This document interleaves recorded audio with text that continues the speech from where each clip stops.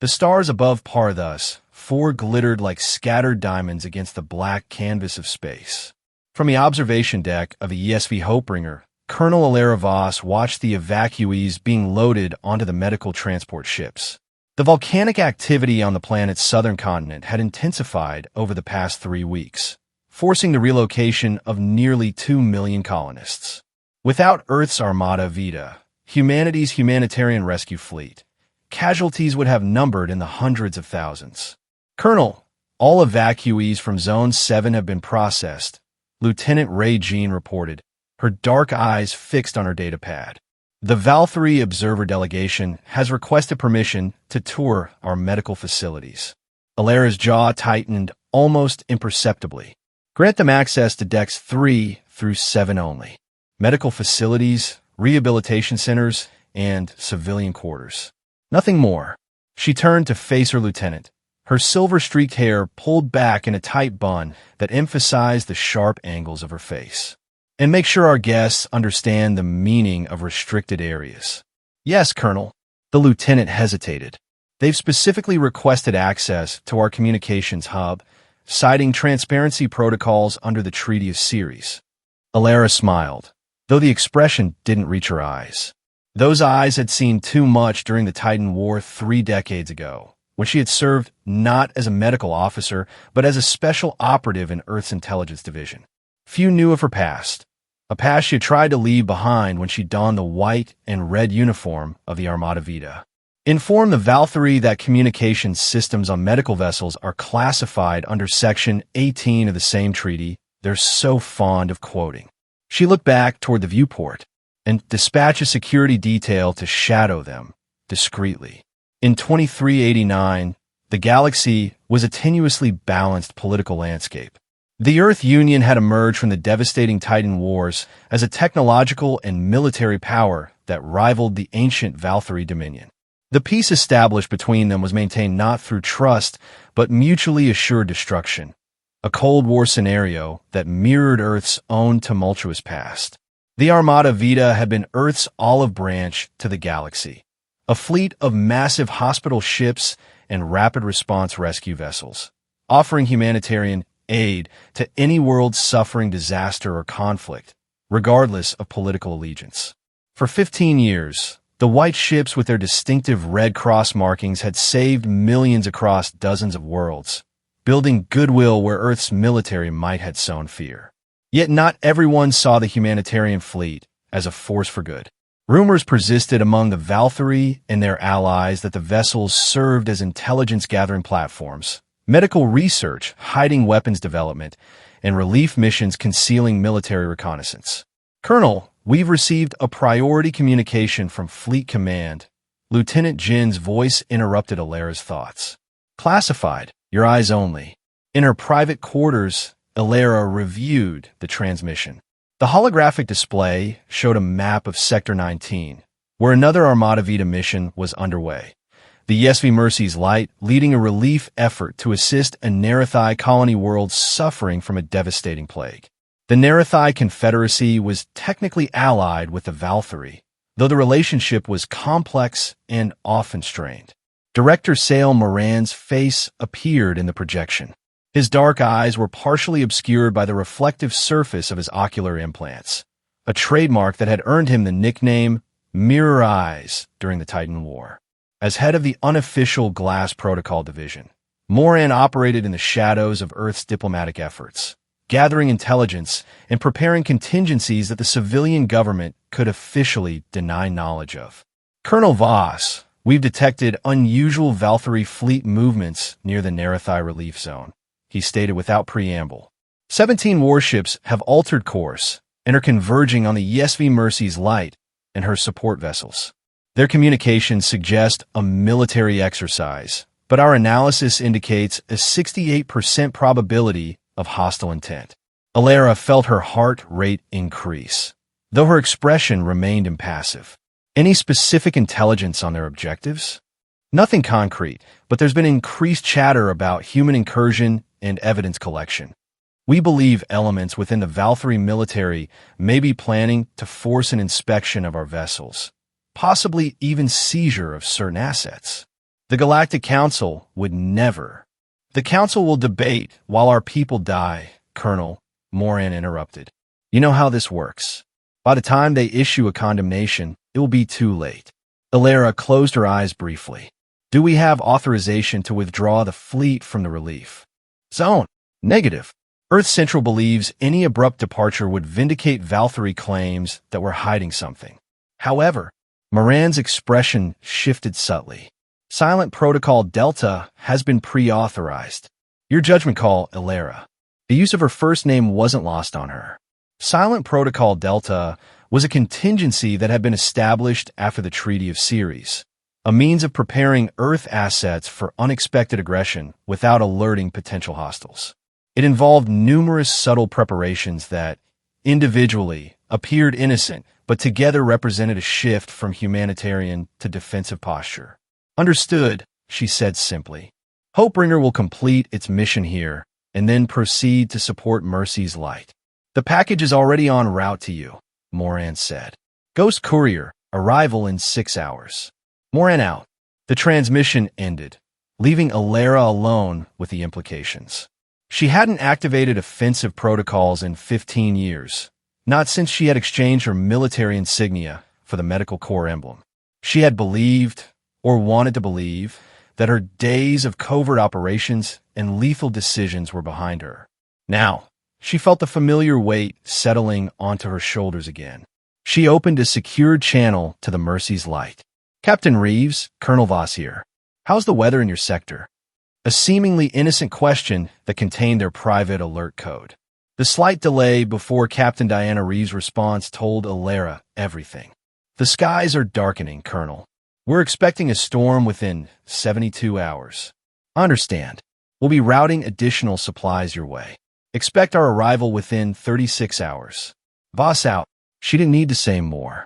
Captain Reeves would begin implementing her own defensive protocols, quietly and without alerting the Valkyrie observers on her ship. Alara had handpicked the captains for the Armada Vita herself, selecting officers with both medical expertise and combat experience. Many, like Reeves, were veterans of the Titan War who had sought redemption in humanitarian work. They all understood that the galaxy wasn't as civilized as the peace treaties would suggest. 6 hours later, the package from Director Moran arrived. A nondescript cargo container delivered by a courier ship that disappeared back in a FTL before anyone could properly identify it. The container held specialized communication equipment, weapons-grade encryption modules, and tactical dataspheres containing the latest intelligence on Valkyrie fleet capabilities. More ominously, it contained a single sealed case bearing the insignia of the Glass Protocol Division, a serpent wrapped around a torch. Inside were 7 black combat suits made of a material that absorbed rather than reflected light, and 7 masks designed to conceal identity completely. There were no identifying marks, no Earth Union insignias, only the serpent and torch emblem emblazoned on the left shoulder of each suit. Alara's hand hovered over the emblem. She had worn a similar suit during the Titan War, when she had led a special forces team on missions that had never been officially acknowledged. Missions that had changed the course of the war, but left scars on her conscience that no amount of humanitarian work had been able to erase. Colonel, Lieutenant Jin's voice came through the intercom. We've received a distress signal from the Mercy's light. They're under attack. The galaxy watched in horror as footage spread across the communication networks. Valkyrie warships surrounding the Earth medical vessels, firing without warning or provocation. The ESV Mercy's light, a ship designed to save lives, not take them, shattered under concentrated plasma fire from 3 Valkyrie battlecruisers. The support vessels, carrying medicines, emergency supplies, and thousands of medical personnel, were systematically targeted and destroyed. Official casualty estimates placed the death toll at over 4,000, including both Earth citizens and Nerathi patients who had been receiving treatment. The Valkyrie Dominion issued a statement almost immediately. Regrettable incident. Mistaken identification. Believed to be Earth surveillance vessels operating under medical guise. Deepest apologies for the loss of life. But the galaxy had seen the footage. The Earth ships, clearly marked with the red cross of the Medical Corps, had made no aggressive moves. They had transmitted identification on all frequencies. They had been surrounded, fired upon, and destroyed while attempting to evacuate their patients. The Galactic Council convened an emergency session. The Earth Union's ambassador demanded immediate sanctions against the Valkyrie Dominion, reparations for the families of the deceased, and criminal charges against the fleet commanders responsible for the attack. The Council's response was tepid at best. Words of condemnation were spoken, moments of silence observed, but no binding resolutions were passed. Behind closed doors, several council members expressed the view that perhaps the Earth Union had grown too influential, too quickly. The Valkyrie had been a stabilizing force in the galaxy for millennia. Perhaps this unfortunate incident would restore some balance to the political landscape. Earth's public response was measured, controlled. The president addressed the Union in a somber broadcast. "We will not allow this tragedy to escalate into a wider conflict. The Armada Vita was created to save lives, not to serve as a catalyst for war. We will continue our humanitarian missions, and we will seek justice through diplomatic channels. We will not abandon our principles in the face of aggression." What wasn't broadcast were the encrypted signals transmitted to Earth outposts and covert assets throughout the galaxy, signals that contained a single phrase: Glass Protocol active. In the secure war room beneath Earth Central Command, Director Sale Moran stood before the assembled leadership of Earth's military and intelligence services. His reflective ocular implants scanned the room, recording the faces and emotional responses of each person present. "The attack on our medical fleet was not a mistake," he stated flatly. "Our intelligence indicates it was a deliberate test of our resolve, a calculated move to determine how far they could push before we would respond with military force." Admiral Zhou, commander of Earth's First Fleet, leaned forward. "Then let's show them exactly how we respond. My ships can be in Valkyrie space within." "No," Moran interrupted. "That's exactly what they expect. A conventional military response that they can paint as Earth aggression, allowing them to rally their allies against us." He activated the holographic display in the center of the room. "We have a different approach. Operation Looking Glass is already underway." The display showed the locations of the remaining Armada Vita vessels. Most have been recalled to Earth space following the attack, but 7 ships, including Ilera Voss's Hopebringer, remained on station at various humanitarian missions. "These vessels are our Trojan horses," Moran explained. "Colonel Voss has activated specialized teams on each ship, combatants with advanced infiltration training who operate outside the normal chain of command. They're called the Remnants." "I've never heard of this unit," General Richards of Earth Defense said, his brow furrowed. "You weren't meant to," Moran replied. "They don't officially exist. No records, no recognition. Just 7 teams of 7 operatives each, deployed where conventional military cannot go." Admiral Zhou studied the display. "What exactly is their mission?" Moran's thin lips curved into what might generously be called a smile. "To teach the Valkyrie the cost of attacking doctors." On the Hopebringer, Ilera Voss stood before 6 individuals in her private ready room. They represented various specialties: Lieutenant Jean, the AI engineer; Commander Alexei Volkov, former Special Forces demolitions expert now serving as the ship's head of security; Dr. Amarandauer, xenobiologist with expertise in Valkyrie physiology; Lieutenant Commander Jackson Hayes, communications specialist; Captain Layla Seraph, pilot and navigation expert; and Lieutenant Tomas Cruz, cybersecurity specialist. All had served in the Titan War. All had followed Ilera into the Armada Vita, seeking redemption through humanitarian work. And all now wore the black combat suits with the serpent and torch emblem. "You all know what happened to the Mercy's Light," Ilera said, her voice steady. "What you don't know is that we received intelligence suggesting the attack was imminent 12 hours before it occurred. We evacuated 73% of the medical personnel and patients via emergency shuttles disguised as supply transports. The casualties were real, but far fewer than the Valkyrie believe. We let them attack us." Jean asked, incredulous. "We allowed them to show their true intentions to the galaxy," Ilera corrected. "And now we will show ours." She activated a holographic display showing 12 Valkyrie military installations. These are their primary command and control centers, spread across 7 planets. Each one coordinates a segment of their defense grid. Each one believes itself to be impenetrable. Volkov studied the display. Conventional assault would be suicide, which is why we won't be using conventional methods, Ilera agreed. Lieutenant Jean has spent the past 3 years developing a suite of specialized intrusion protocols disguised as medical diagnostic software. Every time we've rendered aid to a Valkyrie world or ally, we've left behind fragments of this code in their systems. Jean stepped forward. The code is dormant until activated. It doesn't damage or disrupt. It simply opens back doors into their security systems. Dr. Dower has created a targeted neurochemical compound that affects Valkyrie brain function, Ilera continued. It induces a specific form of sensory distortion. They'll receive all information, but their cognitive processing will be delayed by crucial seconds. Like a controlled form of their hibernation state, Dower explained. Completely reversible, with no permanent effects. Our mission is simple, Ilera concluded. Infiltrate these installations, deploy Jin's software in Dower's compound, and extract without detection. We don't destroy. We don't kill. We simply disconnect them. And then, Hayes asked. Ilera's expression hardened. And then we show them what happens when you mistake mercy for weakness. The galaxy's attention was focused on the diplomatic crisis unfolding at the Galactic Council. No one noticed 7 medical ships quietly departing their humanitarian missions, citing security concerns. No one tracked these vessels as they separated, each taking a different route through hyperspace.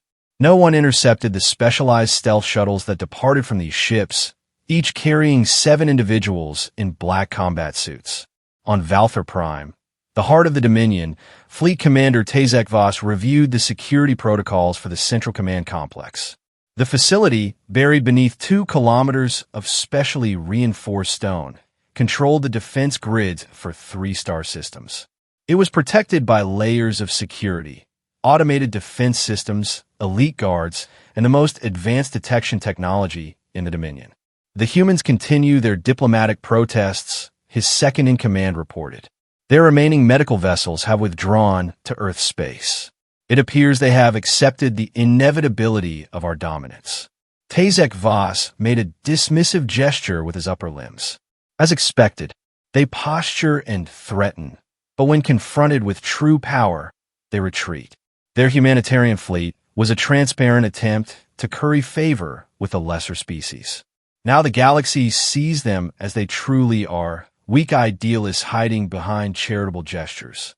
Should we prepare for possible retaliation? Their military would never dare strike Dominion territory directly. Continue standard alert protocols, but there is no cause for concern. He turned his attention back to the reports on his display. Has the analysis of the Mercy's light debris been completed? Yes, Commander. We found no evidence of weapons systems or surveillance equipment beyond standard ship security. Tazek Voss frowned. Curious. Our intelligence was quite specific about hidden capabilities. Continue the analysis. They must have concealed their true purpose well. Unknown to the commander, at that very moment, 7 shadows were moving through the ventilation system of his supposedly impenetrable fortress. Lieutenant Jean led the way, her helmet's display showing the complex network of security systems they needed to avoid. Behind her, Dr. Dower carried a specialized dispersion device designed to introduce her neurochemical compound into the facility's air supply. The infiltration had been shockingly simple. The Valkyrie, confident in their technological superiority, had never considered that detailed schematics of their facility might have been collected during routine medical scans when Armada Vita personnel had treated high-ranking officials 3 years earlier. Jean paused at a junction, waiting as her specialized software interfaced with the facility's security grid. One by one, surveillance systems were subtly altered, not disabled, which would trigger alarms, but redirected to show empty corridors and normal operations while the infiltration team moved through blind spots in the coverage.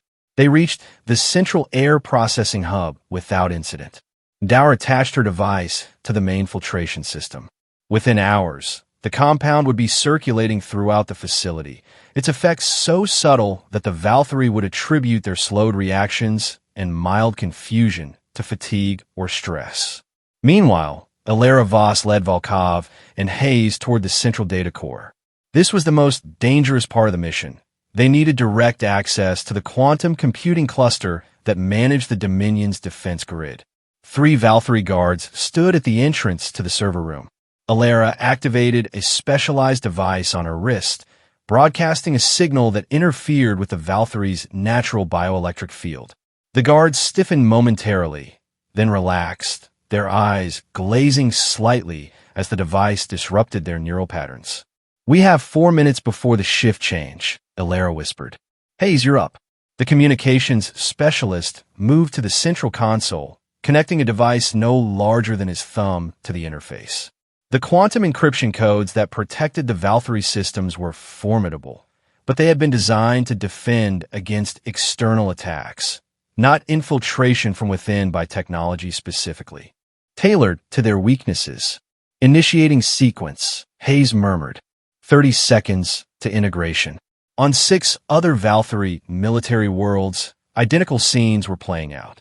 Teams of 7, moving like ghosts through supposedly impenetrable defenses, introducing subtle but catastrophic vulnerabilities into the heart of the Dominion's military infrastructure.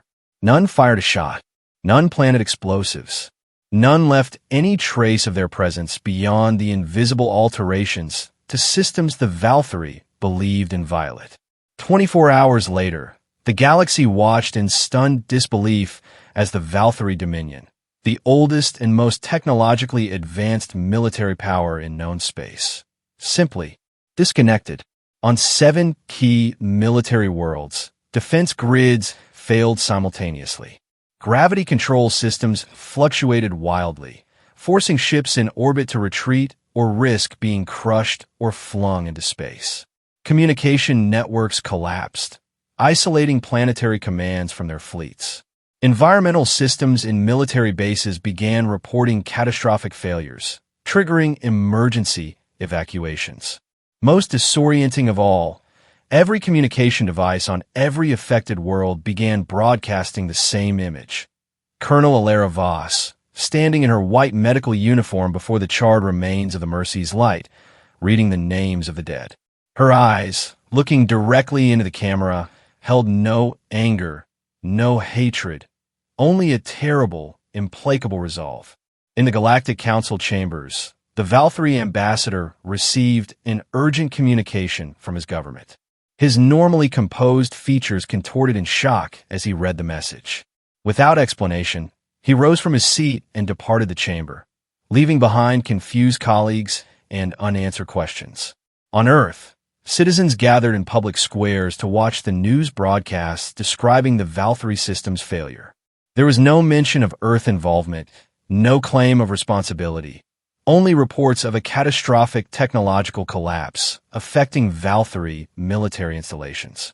In a secured bunker beneath Geneva, Director Sale Moran watched the same broadcasts, his reflective ocular implants hiding his eyes as he turned to the Earth Union president. Phase 1 is complete, he reported. Their military infrastructure will require months to restore. Their fleet is operating blind, with vessels stranded throughout their territory due to navigation system failures. They are, for all practical purposes, defenseless. Casualties? The president asked. None confirmed.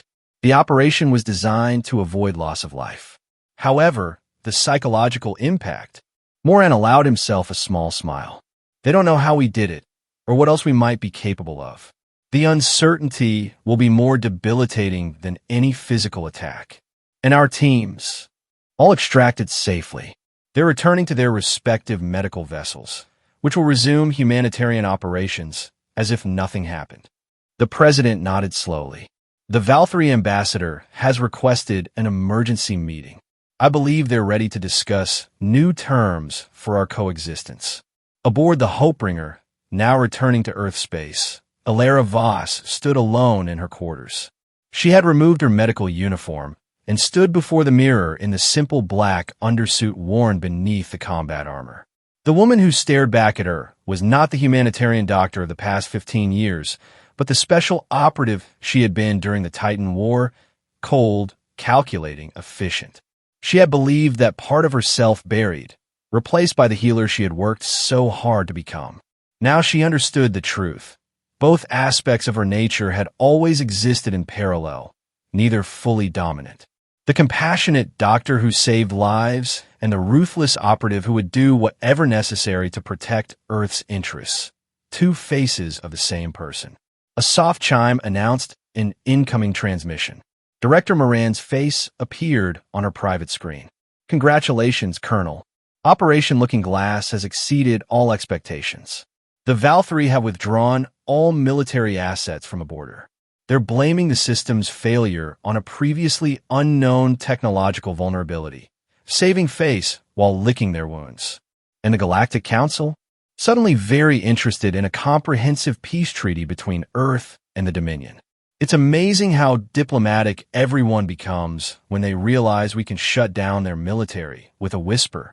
Moran's expression became more serious. The President has authorized the establishment of protected humanitarian zones throughout disputed territories. Any attack on medical vessels will trigger an automatic military response. Alara nodded. Will the remnants be deactivated? On the contrary, the program is being expanded. Your teams prove the concept. Surgical intervention is more effective than brute force.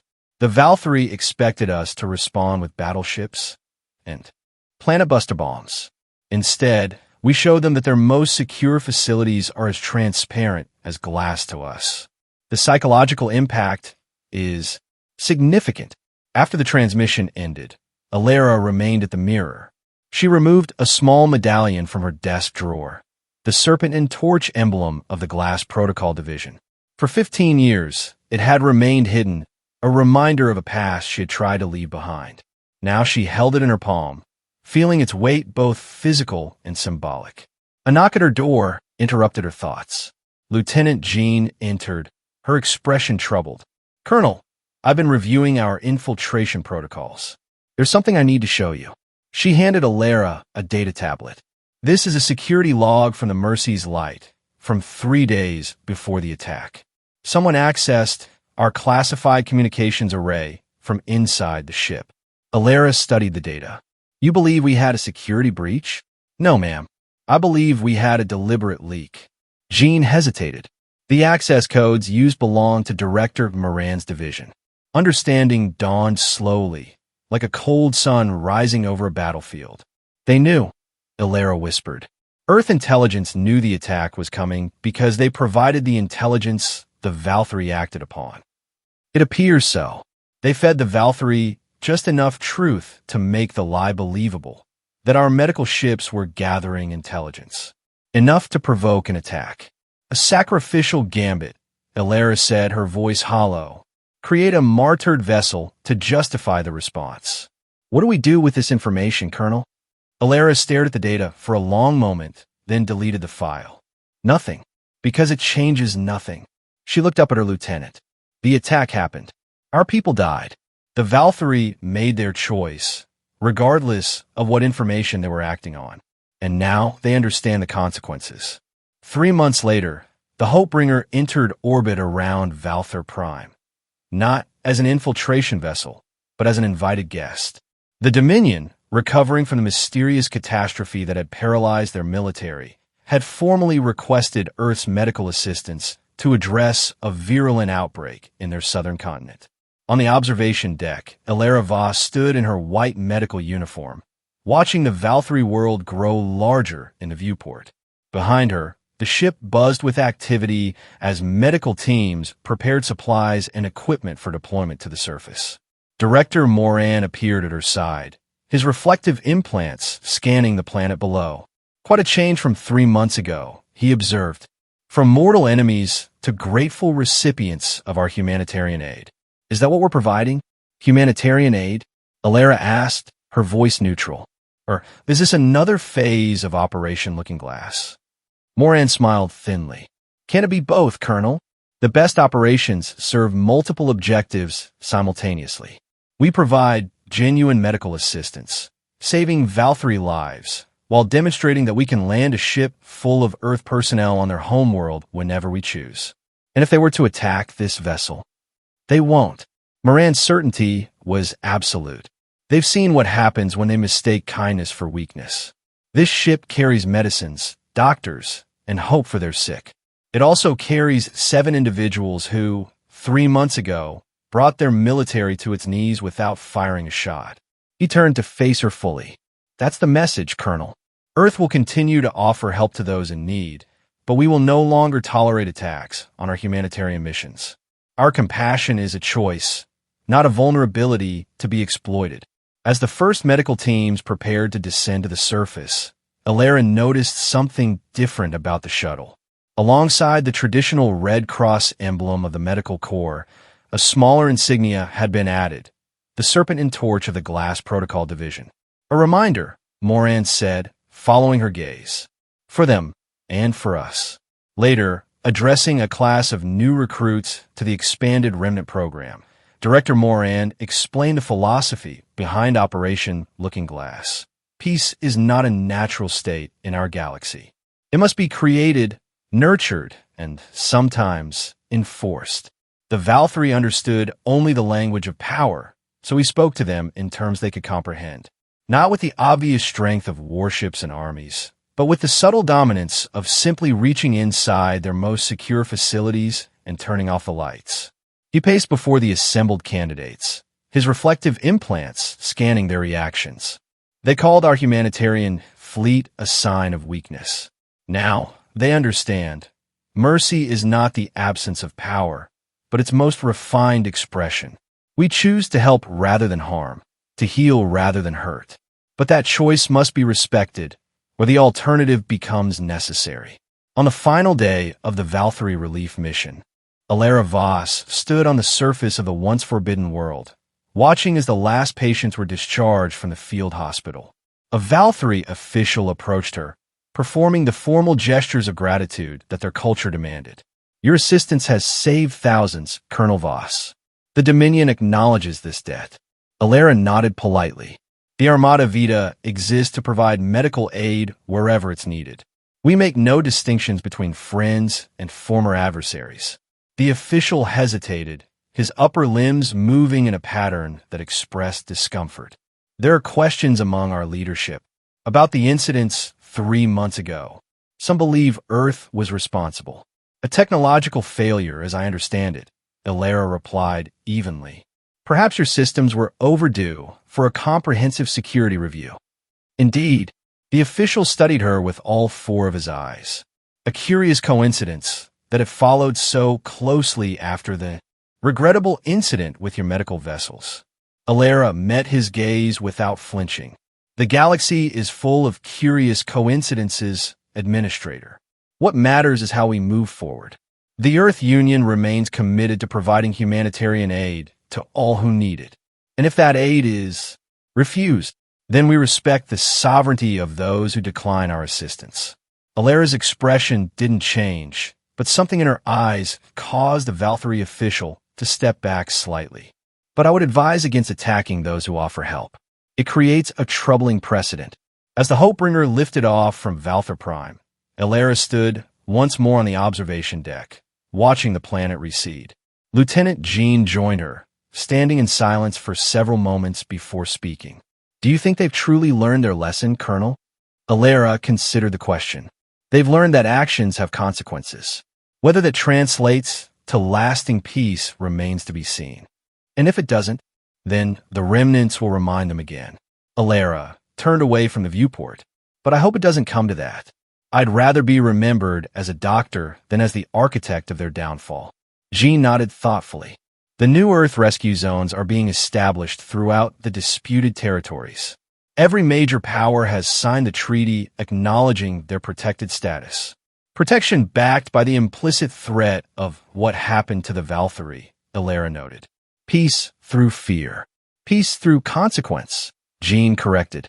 They know now that attacking doctors and relief workers will bring a response they cannot defend against. As the Hopebringer prepared to enter hyperspace, Elara returned to her quarters. She removed the small serpent and torch emblem from her pocket and placed it on her desk, next to her medical corps insignia. Two symbols, representing the dual nature of Earth's approach to the galaxy. Compassion backed by capability, mercy reinforced by might. A new Armada Vita vessel was under construction in Earth orbit, the Phoenix, built to replace the destroyed Mercy's Light. Its design incorporated both medical facilities and defensive systems, a visual representation of the new reality. Earth's humanitarian missions would continue, but they would no longer be vulnerable targets. In his office on Earth, Director Sale Morand briefed a newly promoted intelligence officer on the principles of the Glass Protocol. Humanity's greatest strength has never been our technology or our military prowess, he explained. It's our duality, our capacity for both compassion and calculation, empathy and ruthlessness. We will still extend our hand in friendship to those in need, but now the galaxy understands what happens when that hand is bitten. The officers studied the mission reports from Operation Looking Glass. No casualties, no destruction, yet the Valkyrie military was effectively neutralized for months. It's almost elegant. That was Colonel Voss's condition for leading the operation, Moran replied. She insisted we demonstrate our capability without resorting to the kind of slaughter the Valkyrie inflicted on our medical personnel. A surgical response rather than a bludgeon. And if they try again? Moran's reflective implants caught the light as he turned toward the window, gazing at the Earth rescue fleet assembling in orbit. Then we will still come to help them. But now, they'd better be sure they deserve it.